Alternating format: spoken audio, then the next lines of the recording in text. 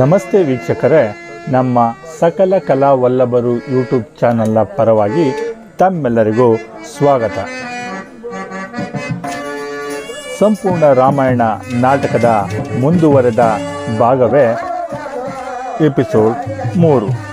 ನಮ್ಮ ಪುಟ್ಟ ಚಾನಲ್ಗೆ ನಿಮ್ಮ ಬೆಂಬಲವಿರಲಿ ಎಂದು ಕೇಳಿಕೊಳ್ಳುತ್ತಾ ಮುಂದೆ ಸಾಗೋಣ ಬನ್ನಿ.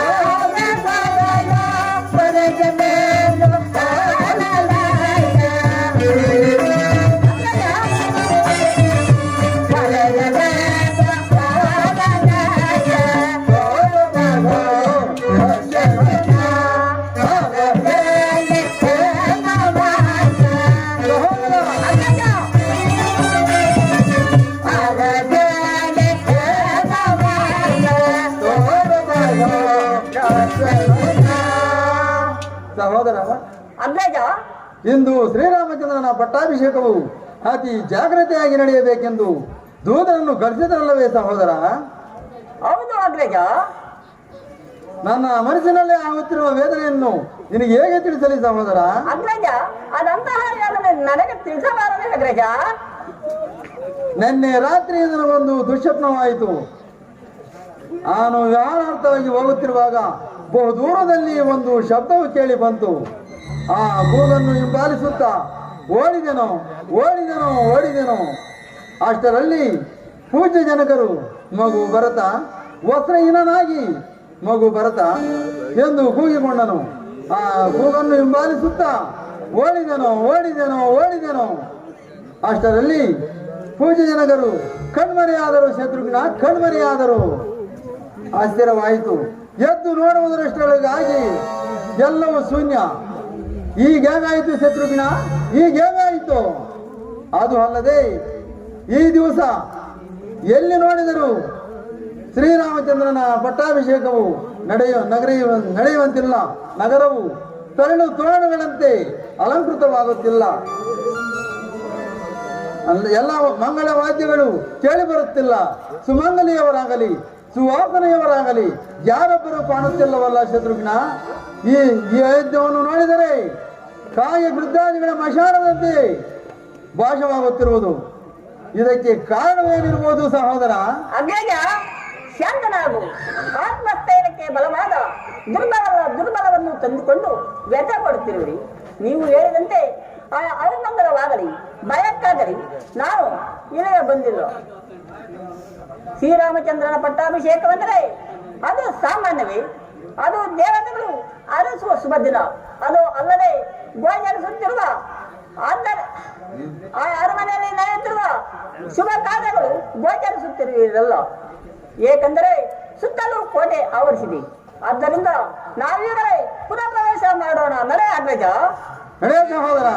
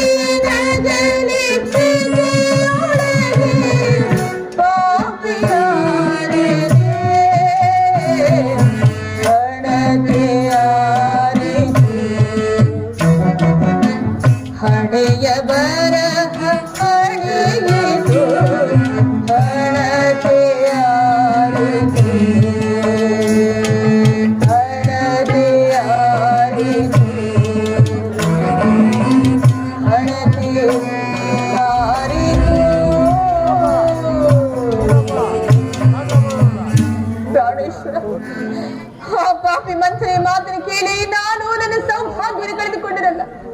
ಈಗ ನಾನು ಏನು ಮಾಡಲಿ? ನಿಮ್ಮ ನಗಲಿ ನಾನು ಕ್ಷಣ ಮಾತ್ರವೂ ಜೀವಿಸಿರಲಾರೆ ಪ್ರಾಣೇಶ್ವರ. ನನ್ನನ್ನು ನಿಮ್ಮ ಸಂಗಡ ಕರೆದುಕೊಂಡು ಹೋಗಬಾರದಿತ್ತು ಪ್ರಾಣೇಶ್ವರ. ನಿಮ್ಮ ನಗಲಿ ಅದು ಹೇಗೆ ಜೀವಿಸಿರಲಿ ಸ್ವಾಮಿ, ಅದು ಹೇಗೆ ನಾನು ಜೀವಿಸಿರಲಿ?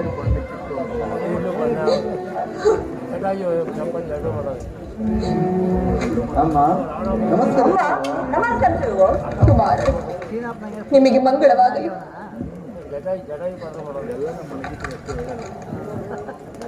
ಶತ್ರುಘ್ನ,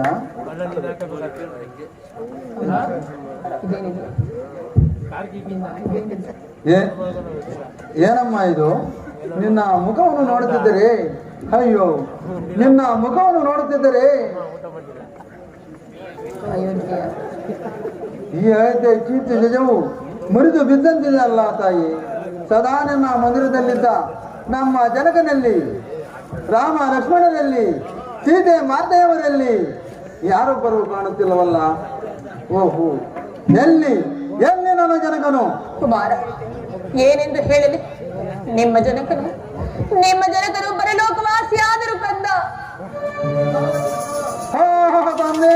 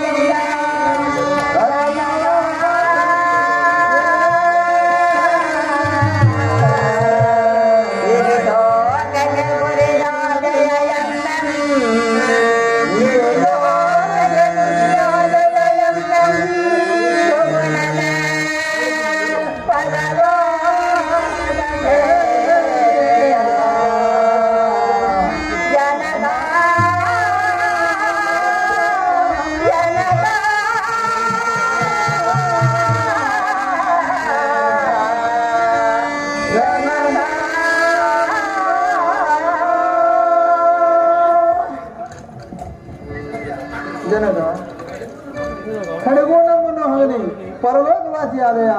ಹೇ ತಂದೆ, ಇಲ್ಲಿಂದ ಸ್ವರ್ಗದಲ್ಲಿರುವ ನಿಮಗೆ ಇಲ್ಲಿಂದಲೇ ವಂದಿಸುವೆವು.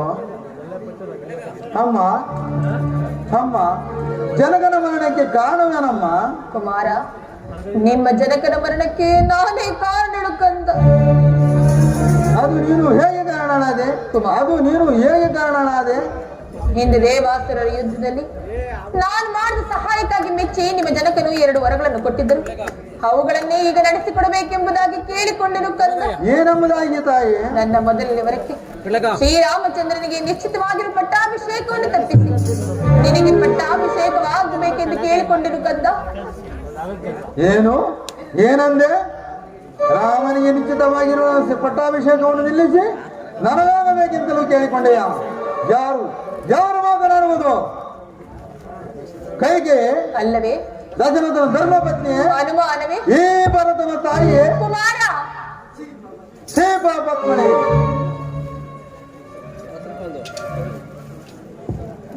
ಅಲ್ಲ ಅಲ್ಲ, ಇದು ಈ ಮಾರಿ ಉದರದಲ್ಲಿ ಈ ಮನುಜನು ಉದ್ಭವಿಸಿದನೆ. ಬೆಷ್ಟೆ ನೀಚೆ ಕೈ ಗರ್ಭದಲ್ಲಿ ಈ ಮನುಜನು ಉದ್ಭವಿಸಿದನೆ. ಕುಮಾರ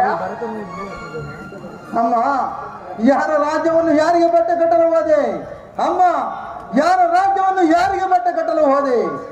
ಛೇ ಪಾಪಾತ್ಮಳಿ, ನಿನ್ನನ್ನು ಅಮ್ಮ ಎಂಬ ಶಬ್ದಕ್ಕೆ ಏಕಳೆ ಅರ್ಹಳೆ.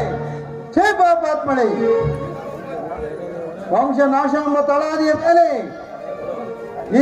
ಈ ದಶರಥನ ಮೃತ ದೇಶವನ್ನು ತಮ್ಮದಂತೆ ನಿಲ್ಲಿಸಿ ವಾತ್ಸಲ್ಯ, ಅಸೂಯೆ, ಅಸಹನೆ, ಅಸಂಬತೆ ಎಂಬ ಭವನವನ್ನು ನಿರ್ಮಿಸಿ ಅಪತಿ ದ್ರೋಹ, ಪುತ್ರ ದ್ರೋಹ, ಸೌತಿ ದ್ರೋಹ, ರಾಜದ್ರೋಹ ಎಂಬ 4 ಕಾಲಗಳಿರುವ ಸಿಂಹಾಸನವನ್ನು ರಚಿಸಿ ಅದರ ಕೆಳಗೆ ನನ್ನನ್ನು ಕುಳ್ಳರಿಸಿ, ಅಯ್ಯೋ ಅಯ್ಯೋ ಭ್ರಾತೃದ್ರೋಹ ಎಂಬ ಛತ್ರದ ಕೆಳಗೆ ನನ್ನನ್ನು ಕುಳ್ಳರಿಸಿ ಸಂತೈಸಲು ಮನಸ್ಸು ಮಾಡಿದೆ ಹೇಗೆ ತಾಯಿ? ಸಂತೈಸಲು ಮನಸ್ಸು ಮಾಡಿದೆ ಹೇಗೆ? ಭರತ ಛೇ ಪಾಪಾತ್ಮಳೆ, ನಿನ್ನನ್ನು ಹೀಗೆ ಬಿಟ್ಟಿದ್ದಾದರೆ ಈ ಅಯೋಧ್ಯೆಯಲ್ಲಿರುವ ಪುಣ್ಯಶೀಲರಿಗೆಲ್ಲರಿಗೂ ನಿನ್ನ ದುರ್ಬುದ್ಧಿಯ ಪ್ರಾಪ್ತವಾಗುವುದು.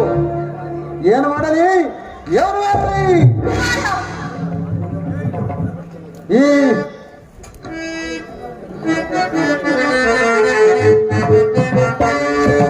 ಮಾತೆಯ ಬರುವುದೇ ಮಾನ್ಯತನ.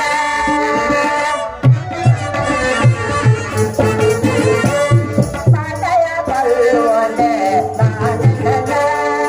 Cinema cinema ತನನ ರಾತನ ದೇಗ.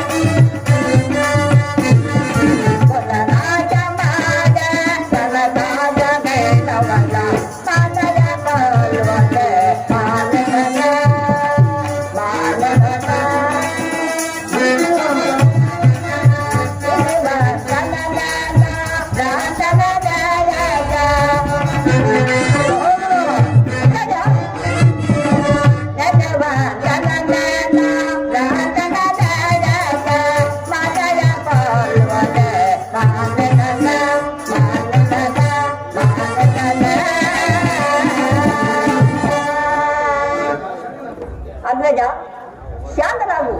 ಮಾತೃವದೇ ಮಹಾಪಾಪ್ತರ. ಆದ್ದರಿಂದ ನಾವೀಗ ಶ್ರೀರಾಮಚಂದ್ರನನ್ನು ಇವರಿಗೆ ಕರೆದುಕೊಂಡು ಪಟ್ಟಾಭಿಷೇಕ ಮಾಡೋಣ. ನಡೆ ಅಗ್ರಜ. ಸರಿಯಾಗಿ ಹೇಳಿದೆ ಸಹೋದರ. ಈ ಪಾಪಿಷ್ಠಗಳನ್ನು ಕೊಂದು ಈ ಖಡ್ಗಗೆ ಕುಂದರು ತರುತ್ತಿದ್ದೆ. ಕುಮಾರ ನಡೆಸಿದ್ರು ನಾವು ಹೋಗೋಣ. ಕುಮಾರ ಭರತ, ನಿಂತುಕೊ. ನನ್ನ ಮಾತನ್ನು ಕೇಳು. ಆದದ್ದಾಗಿ ಹೋಯಿತು. ಮಿಂಚಿ ಹೋದ ಕಾಲಕ್ಕೆ ಚಿಂತಿಸಿ ಫಲವಿಲ್ಲ. ನೀನಾದ ಪಟ್ಟಾಭಿಷಕ್ತನಾಗಿ ಈ ರಾಜ್ಯ ಭಾರವನ್ನು ಮಾಡಿದ್ದ ಏನಿನ ತಾಯಿಗೆ ಆನಂದವನ್ನು ನೀಡಬಾರದು ಕಂದ. ಏನು? ನಾನು ಪಟ್ಟಾಭಿಷಕ್ತನಾಗಬೇಕೆ? ರಮಣೆ ರವಿಗಿಲ್ಲದ ಲಕ್ಷ್ಮಣನಂತರದಲ್ಲಿ ಅಪಲಕ್ಷಣ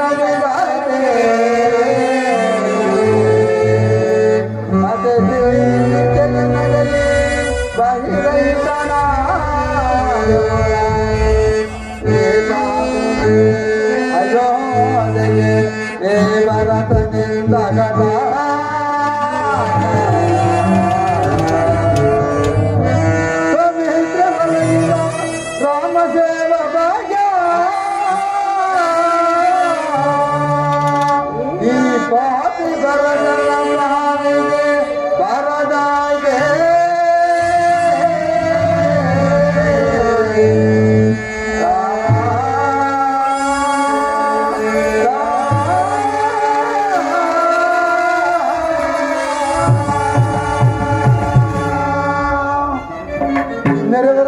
ಶ್ರೀರಾಮಚಂದ್ರನನ್ನು ಕಾಡುಗಟ್ಟಿ ಪತಿಯನ್ನು ಪರಲೋಕವಾಸಿಯಾಗಿ ಮಾಡಿ ಮಾಡಬಾರದ ಕೃತ್ಯವನ್ನು ಮಾಡಿ ಪಾಪಿಯಾಗಿ ನಿಂತಿರುವ ನಮ್ಮ ಈ ವಿಡಿಯೋ ನಿಮಗೆ ಇಷ್ಟವಾಗಿದ್ದರೆ ಲೈಕ್ ಮಾಡಿ, ಶೇರ್ ಮಾಡಿ, ಕಮೆಂಟ್ ಮಾಡಿ ಹಾಗೂ ನಮ್ಮ ಚಾನಲ್ನ ಸಬ್ಸ್ಕ್ರೈಬ್ ಮಾಡಿಕೊಳ್ಳುವುದರ ಮೂಲಕ ನಿಮ್ಮ ಬೆಂಬಲ ನಮಗಿರಲಿ ಎಂದು ಕೇಳಿಕೊಳ್ಳುತ್ತಾ ಮುಂದಿನ ಸರಣಿಯಲ್ಲಿ ಮತ್ತೆ ಭೇಟಿಯಾಗೋಣ.